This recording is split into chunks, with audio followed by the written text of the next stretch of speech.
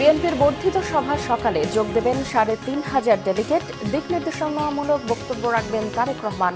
সবশেষ প্রস্তুতি ঘুরে দেখলেন মির্জা ফখরুল। হাসিনা বিরোধী আন্দোলনের সমন্বয়কদের নতুন সংগঠন, পদবঞ্চিতদের বিক্ষোভ। মধুতে নয়, শহীদ মিনারে কমিটি ঘোষণার দাবি বেসরকারি বিশ্ববিদ্যালয়ের শিক্ষার্থীদের। বাংলাদেশের এগিয়ে যাওয়ার ক্ষেত্রে রাশিয়ার সহযোগিতা চাইলেন ডক্টর ইউনূস। তথ্য ও সম্প্রচার উপদেষ্টার দায়িত্ব পেয়েছেন মাহফুজ আলম।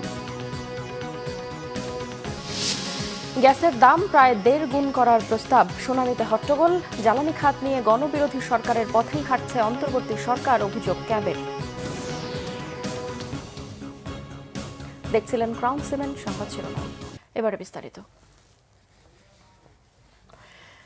দীর্ঘদিন পর বর্ধিত সভা করছে জাতীয়তাবাদী দল বিএনপি। আজ বৃহস্পতিবার সকাল ১০টা থেকে জাতীয় সংসদ ভবনের এলডি হল চত্বরে শুরু হবে এই সভা। বর্ধিত সভায় অংশ নেবেন সারা দেশ থেকে আগত দলের প্রায় ৩,৫০০ ডেলিগেট। ত্রয়োদশ জাতীয় সংসদ নির্বাচন যাত্রার পাশাপাশি সাংগঠনিক কার্যক্রমকে ত্বরান্বিত করতেই এই সভা বলেছেন বিএনপির নীতি নির্ধারণী ফোরাম। বর্ধিত সভায় নেতাকর্মীদের উদ্দেশ্যে দিক নির্দেশনামূলক বক্তব্য রাখবেন দলের ভারপ্রাপ্ত চেয়ারম্যান তারেক রহমান। বিস্তারিত জানাচ্ছেন ওবায়দুল্লাহ আল মামুন।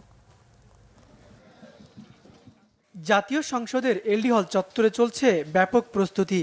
রাত দিন এক করে কাজ করছেন শ্রমিকরা। বৃহস্পতিবার সকালেই এখানে অনুষ্ঠিত হচ্ছে বাংলাদেশ জাতীয়তাবাদী দল বিএনপির বর্ধিত সভা। দীর্ঘদিন পর দলের বর্ধিত সভাকে কেন্দ্র করে দলের ভেতরে বাইরে নেতাকর্মীদের মাঝে উৎসব বিরাজ করছে। জাতীয় স্থায়ী কমিটির সদস্য, চেয়ারপারসনের উপদেষ্টা ও কেন্দ্রীয় নির্বাহী কমিটির সদস্য এবং মহানগর ও জেলার সব থানা উপজেলার সভাপতি, সাধারণ সম্পাদক, আহ্বায়ক ও সদস্য সচিবরা অংশ নিচ্ছেন বর্ধিত সভায়। বুধবার দুপুরে অনুষ্ঠানস্থল পরিদর্শন করেন দলের সিনিয়র নেতারা। দুপুর ২:৩০টার দিকে বিএনপির সিনিয়র যুগ্ম মহাসচিব রুহুল কবির রিজভীর নেতৃত্বে পরিদর্শনে আসেন নেতারা। প্রস্তুতি নিয়ে গণমাধ্যমে কথা বলেন তারা। পূর্ণ গণতন্ত্রের ফেরার পালা। এখনও অবাধ সুষ্ঠু নির্বাচন হয়নি। এখনও আপনারা জানেন নির্বাচন নিয়ে এক ধরনের গড়িমসি চলছে। আমরা সরকারের দিক থেকে, নির্বাচন কমিশনের দিক থেকে কখনো ডিসেম্বর, কখনো মার্চ, এই ধরনের দ্বিধা, এই ধরনের দ্বিচারিতা আমরা দেখতে পাচ্ছি। যে সমস্ত নেতৃবৃন্দ যারা আসবেন, যাদেরকে ডাকা হয়েছে, তাদের বক্তব্যের উপর ভিত্তি করেই তো কি চান তারা। কারণ অনেক দিন ধরে এই যে আমাদের এত বড় আন্দোলন গেল, তারপরে আরও নানা বিষয়, এখানে কোথায় কি অবস্থা, এখানে কি ধরনের রেজুলেশন প্রস্তাবাবলী গ্রহণ করা যায়, তাদের বক্তৃতার মধ্যে দিয়েই তো সেটা আসবে। এরপরে হয়তো সেটা বলা যাবে, আপনার সেদিন না হলেও তার পরের দিন হয়তো এটা বলবেন, পার্টির মহাসচিব বলবেন। বর্ধিত সভাকে নির্বাচনে যাত্রা উল্লেখ করে দলের জ্যেষ্ঠ নেতারা বলেন, এখান থেকেই শুরু হবে আগামী জাতীয় নির্বাচনের যাত্রা। নেতাকর্মীদের দেওয়া হবে নির্বাচনের দিক নির্দেশনা। সামগ্রিক এবং পারস্পরিক সমঝোতার মধ্য দিয়ে একটা মানচিত্র আকারে আমরা দলীয় ফোরামে গ্রহণ করব এবং সেই পথ ধরেই ভবিষ্যৎ বাংলাদেশ বিনির্মাণে আমরা আমাদের নেতৃত্ব নিয়ে এগিয়ে যাব, বাংলাদেশের সাধারণ মানুষকে সাথে নিয়ে। এছাড়া বর্ধিত সভায় প্রাধান্য পাবে দেশের চলমান পরিস্থিতি, ত্রয়োদশ জাতীয় সংসদ নির্বাচন, দলীয় শৃঙ্খলা বজায় রাখা ও মিত্র দলগুলির সঙ্গে সম্পর্ক অটুট রাখা। ওবায়দুল্লাহ মামুন, বাংলা ভিশন, ঢাকা। এদিকে গত রাতে জাতীয় সংসদ ভবনের এলডি হল চত্বরে অনুষ্ঠান স্থল ঘুরে দেখলেন বিএনপির মহাসচিব মির্জা ফখরুল ইসলাম আলমগীর। এ সময় তিনি প্যান্ডেল তৈরি সহ সার্বিক কাজের খোঁজখবর নেন। মির্জা ফখরুল কাজের অগ্রগতিতে সন্তোষ প্রকাশ করেন এবং সেখানে দায়িত্বপ্রাপ্ত নেতাকর্মীদের প্রয়োজনীয় দিক নির্দেশনা ও পরামর্শ দেন।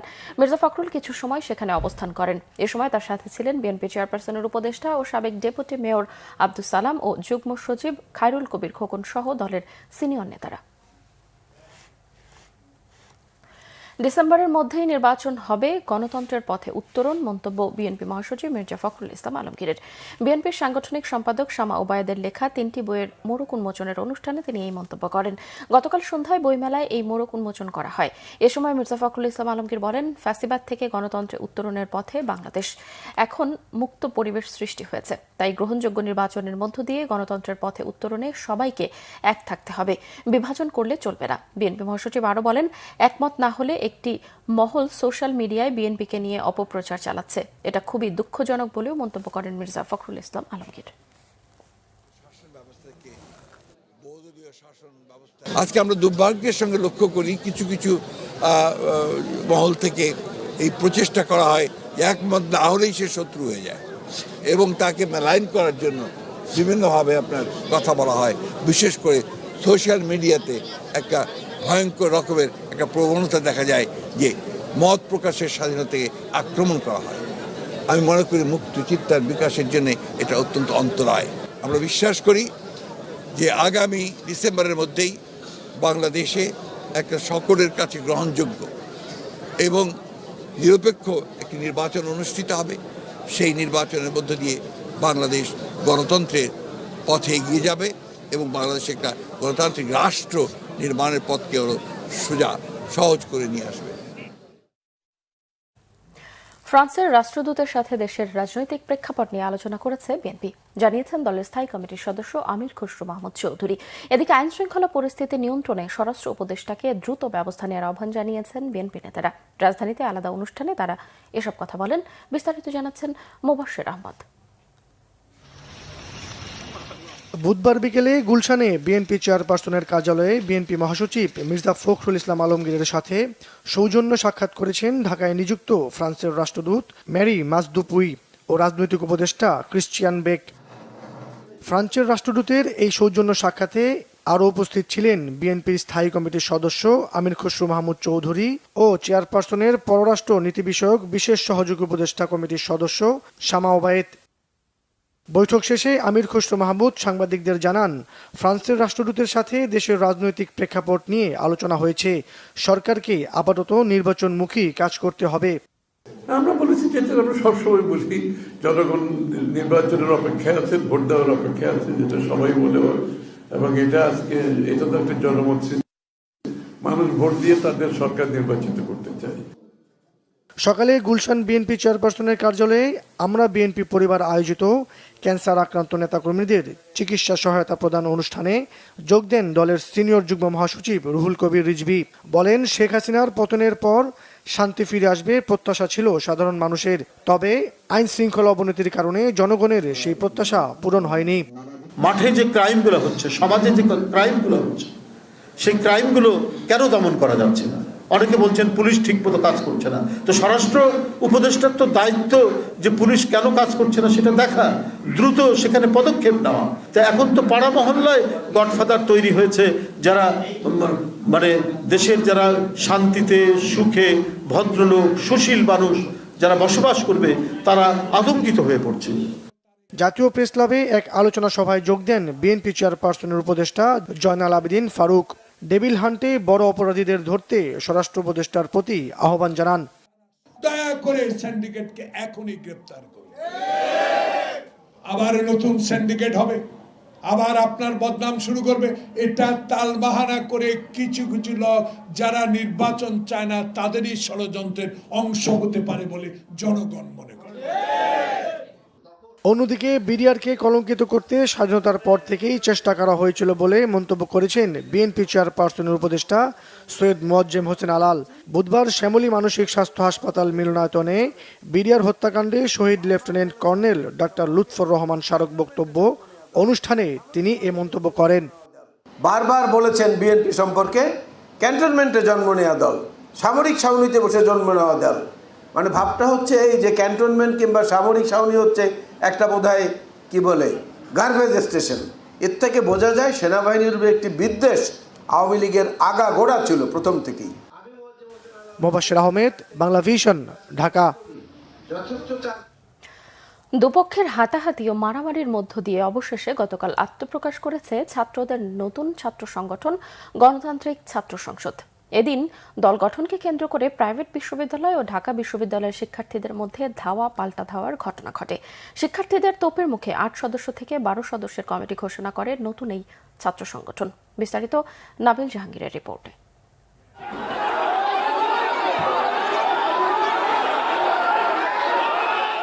ঢাকা বিশ্ববিদ্যালয়ের মধুর ক্যান্টিনে ছাত্রদের নতুন সংগঠনের ঘোষণা নিয়ে দুই পক্ষের মাঝে উত্তেজনা। বিক্ষোভকারীদের দাবি, আন্দোলনে ব্যাপক ভূমিকা থাকলেও নতুন এই ছাত্র সংগঠনের কমিটিতে বৈষম্যের শিকার হয়েছেন প্রাইভেট বিশ্ববিদ্যালয়ের শিক্ষার্থীরা। এর আগে বুধবার বিকাল 3টায় সাবেক সমন্বয়করা রাজনৈতিক ছাত্র সংগঠনের নাম ও কমিটি ঘোষণা নিয়ে সংবাদ সম্মেলনের ডাক দেয়, কিন্তু বিকালে সেখানে মিছিল নিয়ে হাজির হয় বেসরকারি বিশ্ববিদ্যালয়ের শিক্ষার্থীরা। তারা একটা কমিটি কমিটি করছে যেই কমিটিতে মহানগর বা প্রাইভেটের কোনো রিপ্রেজেন্টেটিভ নাই, সব ঢাকা ইউনিভার্সিটির। কেন? আমাদের এখানে কথা হচ্ছে কোথায় মধুর ক্যান্টিনের ঘোষণা দেবে, কেন? মধুর ক্যান্টিনের কি গুলি চলেছিল? শুধুমাত্র ঢাকা ইউনিভার্সিটির ছাত্ররা তো সবকিছু করে নাই, এইটার সাথে তাদের সাথে আমরা কানেক্টেড হয়েছি, ন্যাশনালের, প্রাইভেটের, তারপর প্রান্তিক লেভেলের সকল ধরনের লোকেরা, সাধারণ ছাত্র জনতা মিলে এই আন্দোলনটাকে সফল করছে। প্রাইভেট বিশ্ববিদ্যালয়ের যে স্টেক, আমাদের স্টেকটা কেন আমাদেরকে দেওয়া হবে না? কেন আমাদের এখনো যে রাজনীতির প্ল্যাটফর্মটা ওটা কেন একটা বিশেষ ভার্সিটি বা এয়া ভিত্তিক হয়ে যাবে?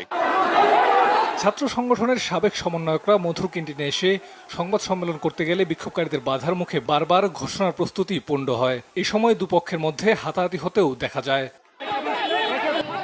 বাধার মধ্যেই তড়িঘড়ি করে নতুন ছাত্র সংগঠনের নাম ঘোষণা করা হয়।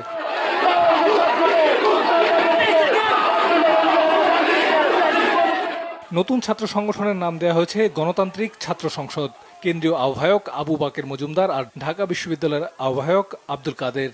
বাংলাদেশ গণতান্ত্রিক ছাত্র সংসদের কেন্দ্রীয় সংসদ এবং ঢাকা বিশ্ববিদ্যালয় সংসদের দুটি কমিটি আমরা প্রণয়ন করেছি এবং আমরা দুটি কমিটি কিন্তু সর্বসম্মতিক্রমে আমরা ঘোষণা করতে সমর্থ হয়েছি।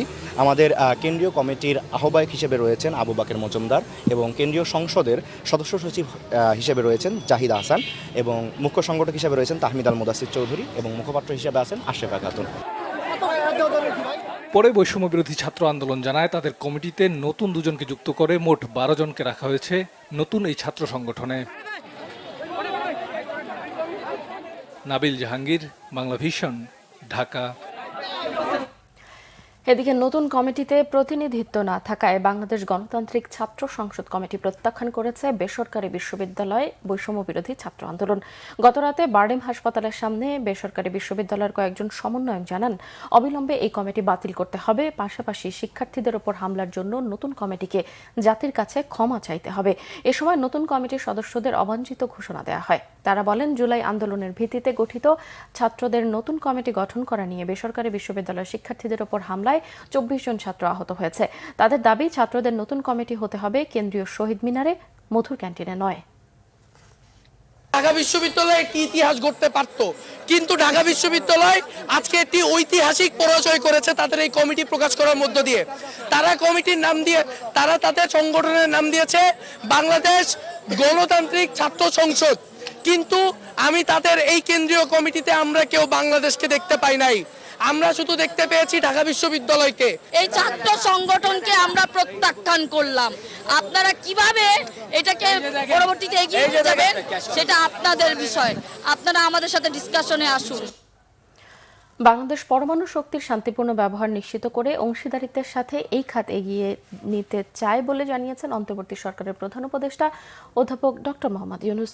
বুধবার রাষ্ট্রীয় অতিথি ভবন যমুনায় রাশিয়ার State Corporation for Nuclear Energy রোসাটমের পরিচালক দেখা করতে গেলে এইসব কথা বলেন তিনি।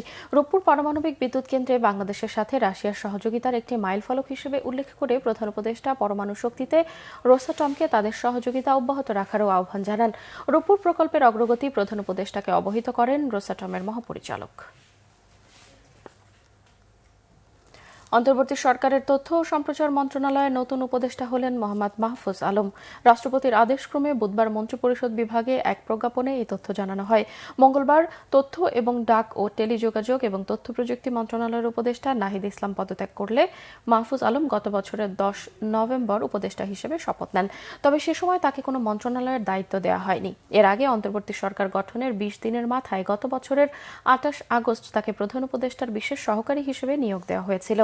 মাহফুজ আলম বৈষম্য বিরোধী ছাত্র আন্দোলন প্ল্যাটফর্ম গঠনে গুরুত্বপূর্ণ ভূমিকা পালন করেন, এমনকি এই আন্দোলন পরিচালনায় তার বুদ্ধিবৃত্তিক অবদানের কথা উল্লেখ করেছেন প্রধান উপদেষ্টা ডক্টর মোহাম্মদ ইউনূসও। তিনি হাসিনা বিরোধী আন্দোলনের মাস্টার মাইন্ড হিসেবে পরিচয় করিয়ে দিয়েছিলেন মাহফুজ আলমকে। গ্যাসের দাম প্রায় 1.5 গুণ বৃদ্ধির প্রস্তাব নিয়ে গতকাল বাংলাদেশ এনার্জি রেগুলেটরি কমিশন বিইআরসির শুনানিতে তুমুল হট্টগোল হয়েছে। Consumers association of Bangladesh cab বলছে, জ্বালানি খাত নিয়ে আগের গণবিরোধী সরকারের পথেই হাঁটছে অন্তর্বর্তী সরকার।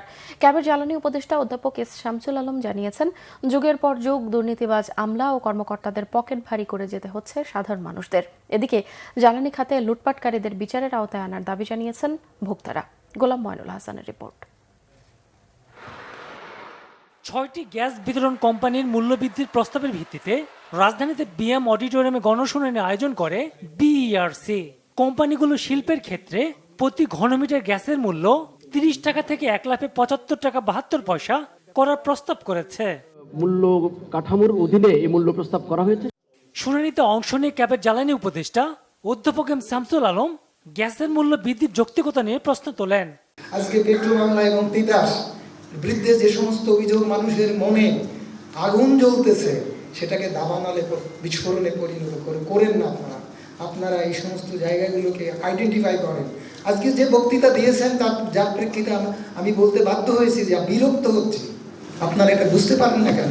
এখানে এসে যা বললেন, ভোক্তার পক্ষে যায়, ভোক্তার স্বার্থ সংরক্ষণ করার জন্য পরিবর্তিত পরিস্থিতিতে একটা শব্দ বলেছেন। এই সরকারের পিছনে কে এইরকম প্রেশার তৈরি করছে যে তাকে দিয়ে এটা করাতে হবে? কে এইরকম প্রেশার তৈরি করছে যে এই শিল্প খাতে 30 টাকার গ্যাস 75 টাকা করে তাদেরকে রপ্তানি বাজার থেকে উচ্ছেদ করে দিতে হবে? এই যুক্তিটা কে দিয়েছে তাদেরকে? সরকারকে কে শিখাচ্ছে? গণশুনানির মধ্যে হঠাৎ হট্টগোল শুরু হয়।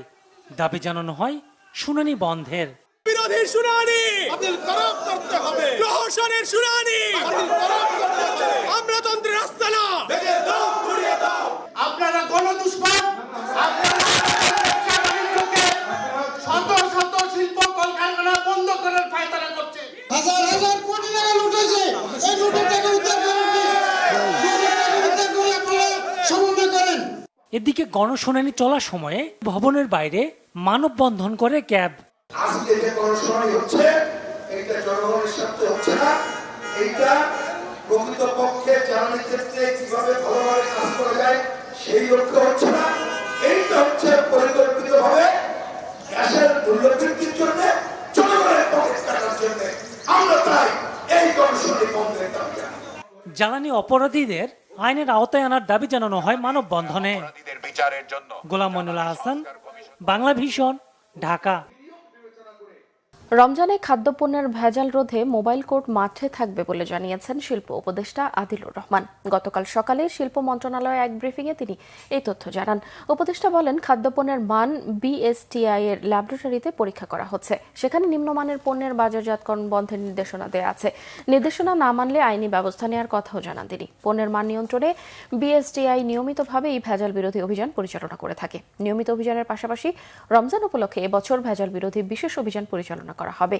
ভেজাল প্রতিরোধের পাশাপাশি পণ্যের ওজন ও পরিমাপে কারচুপি রোধ করতে মোবাইল কোর্ট ও সার্ভিলেন্স টিম কাজ করবে। ব্রিফিংয়ে উপদেষ্টা জানান, ঢাকা মহানগরীতে বিএসটিআই এর নিজস্ব নির্বাহী ম্যাজিস্ট্রেটদের সাথে ডিএমপি ও এপিবিএন যৌথভাবে 3টি মোবাইল কোর্ট পরিচালনা করবে।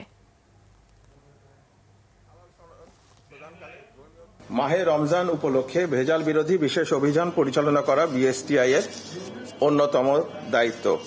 পবিত্র মাহে রমজানে এবারও এই ধরনের বিশেষ অভিযানের পরিকল্পনা গ্রহণ করা হয়েছে।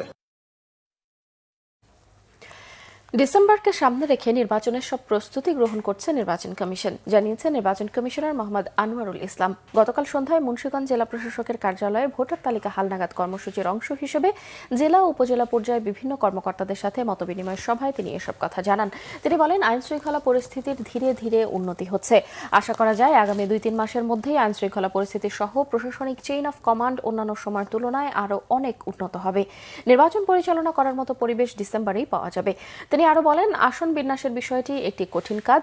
400-র মতো আবেদন পেন্ডিং আছে। সেই আবেদনগুলো নিষ্পত্তি করতে হলে যে আইন আছে সেটিকে সংশোধন করতে হবে। তাই সেই আইন সংশোধনের উদ্যোগ নেওয়া হয়েছে বলেও জানান নির্বাচন কমিশনার। বৈষম্য বিরোধী আন্দোলনে আহতদের অধিকাংশেরই বর্তমান সরকার কোনো খোঁজ খবর নিচ্ছে না বলে অভিযোগ ভুক্তভোগীদের। যথাযথ চিকিৎসা ও ক্ষতিপূরণ না পাওয়ায় বুধবার দুপুরে প্রধান উপদেষ্টার কার্যালয়ের সামনে অবস্থান নেন তারা। আহতরা বলেন, আন্দোলনে প্রায় 7 মাস পার হলেও পূর্ণাঙ্গ তালিকা প্রকাশ করতে পারেনি সরকার। আহতদের 2টি ক্যাটাগরিতে ভাগ করার দাবিও জানান তারা। সরকারের অদূরদর্শিতার কারণেই আহতদের অনেকেরই মরণ ব্যাধিতে আক্রান্ত হতে হচ্ছে বলে দাবি আন্দোলনে অংশ নেওয়া শিক্ষার্থীদের। দ্রুত পদক্ষেপ না নিলে সারা দেশের আহতরা এক হয়ে সড়ক অবরোধের মতো কর্মসূচি দেওয়ার হুঁশিয়ারিও দেন তারা। 22,000 আহত আমাদের দেখা যাচ্ছে, মাত্র খালি 5 পাচ্ছেন আহত থেকে। সরকার সুবিধা দিচ্ছে এবং বাকি যারা আমরা আহত আমাদেরকে একদম সবার সঙ্গে বৈষম্য করতেছে। আমার গায়ে বর্তমানে এখনও কিন্তু 16টা স্প্লেন্ডার আছে। এখন পর্যন্ত সরকার থেকে কোনো কিন্তু ডিসিশন দেয়নি যে আমাদের এই স্প্লেন্ডারগুলো কবে বের করবে, এবং আমাদের এই স্প্লেন্ডার কারণে আমাদের কিন্তু ক্যান্সারের যে কোনো একটা ক্যান্সার কিন্তু দেখা দিতে পারে, এটা হচ্ছে আমাদেরকে ডাক্তার কিন্তু বলে দিছে। আমাদের টোটাল 22,000-এর বেশি হবে আহত, সেটারও এখনো সরকার নির্ধারিত একটা সংখ্যা সরকার ঘোষণা করতে পারে নাই।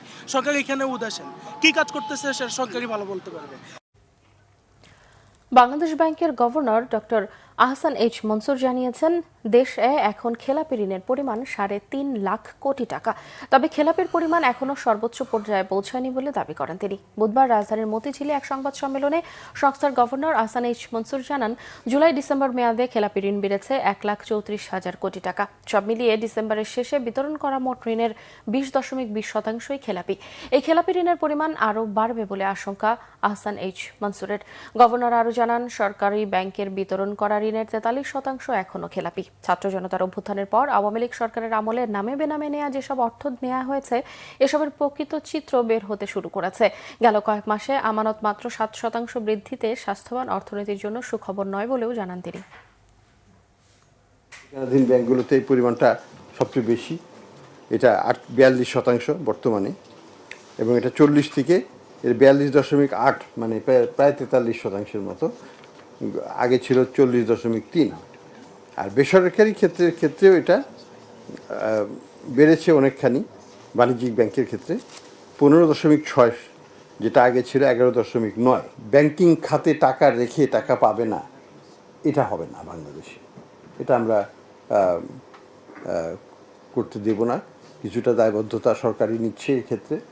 এটা যেন সরকারের নীতিগত সিদ্ধান্ত যে ব্যাংক থাকুক না থাকুক, ব্যক্তি তার টাকাটা পাবে। এবার মার্কিন ধনকুবের ও প্রেসিডেন্ট ডোনাল্ড ট্রাম্পের মিত্র ইলন মাস্কের কানাডার নাগরিকত্ব বাতিলের দাবি উঠেছে। তার নাগরিকত্ব কেড়ে নিতে কানাডায় একটি পিটিশন পেশ করা হয়েছে, যেখানে স্বাক্ষর করেছে অন্তত 2,80,000 মানুষ। বুধবার এক প্রতিবেদনে এই তথ্য প্রকাশ করেছে আল জাজিরা। 20 ফেব্রুয়ারি চালু হওয়া এই পিটিশনে দাবি করা হয়েছে যে প্রেসিডেন্ট ট্রাম্পের সঙ্গে মিলে ইলন মাস্ক কানাডার সার্বভৌমত্ব নষ্ট করতে চাইছেন। সেই সাথে এই পিটিশনে কানাডা নির্বাচনকে প্রভাবিত করা সহ কানাডার জাতীয় স্বার্থের বিরুদ্ধে যায় এমন কর্মকাণ্ডের সাথে জড়িত থাকার অভিযোগ আনা হয়েছে ইলন মাস্কের বিরুদ্ধে। এই পিটিশনটি চালু করেছে কানাডার new Democratic party MP. 20 June পর্যন্ত এটি চালু থাকবে। কানাডার আইন অনুযায়ী রাষ্ট্রদ্রোহ এবং অন্য দেশের হয়ে গুপ্তচর বৃত্তির ক্ষেত্রে নাগরিকত্ব বাতিলের নিয়ম রয়েছে। সংবাদ শেষ করব ক্রাউন সিমেন্ট শিরোনামগুলো আরও একবার জানিয়ে। বিএনপির বর্ধিত সভা সকালে যোগ দেবেন 3,500 ডেলিগেট। দিক নির্দেশনামূলক বক্তব্য রাখবেন তারেক রহমান। সর্বশেষ প্রস্তুতি ঘুরে দেখলেন মির্জা ফখরুল। হাসিনা বিরোধী আন্দোলনের সমন্বয়কদের নতুন সংগঠন, পদবঞ্চিতদের বিক্ষোভ। মধুতে নয়, শহীদ মিনারে কমিটি ঘোষণার দাবি বেসরকারি বিশ্ববিদ্যালয়ের শিক্ষার্থীদের। বাংলাদেশের এগিয়ে যাওয়ার ক্ষেত্রে রাশিয়ার সহযোগিতা চাইলেন ডক্টর ইউনূস। তথ্য ও সম্প্রচার উপদেষ্টার দায়িত্ব পেয়েছেন মাহফুজ আলম। গ্যাসের দাম প্রায় 1.5 গুণ করার প্রস্তাব, শুনানিতে হট্টগোল। জ্বালানি খাত নিয়ে গণবিরোধী সরকারের পথেই হাঁটছে অন্তর্বর্তী সরকার, অভিযোগ ক্যাবের। দর্শক, এই ছিল এখনকার মতো। পরের সংবাদ সকাল 10টায়, এর আগে সকাল 9টায় রয়েছে নিউজ টপ 10 দেখার আমন্ত্রণ রইল। এছাড়া বাংলাদেশের সংবাদ ও সংবাদ সংশ্লিষ্ট অনুষ্ঠান দেখতে ভিজিট করুন www.bbnews24.com ও facebook.com/bangladesh এবং সাবস্ক্রাইব করুন youtube.com/bangladeshnewse। এতক্ষণ সঙ্গে থাকায় ধন্যবাদ সবাইকে।